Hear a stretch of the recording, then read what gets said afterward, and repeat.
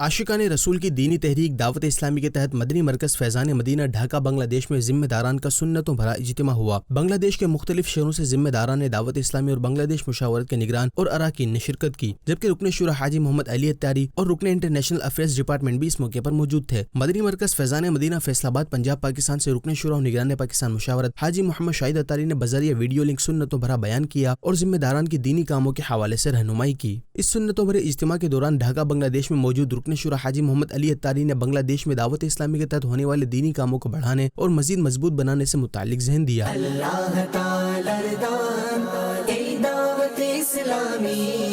پریونو بیرونو دان ای دعوت اسلامی اللہ تعالی دان ای دعوت اسلامی پریونو بیرونو دان ای دعوت اسلامی۔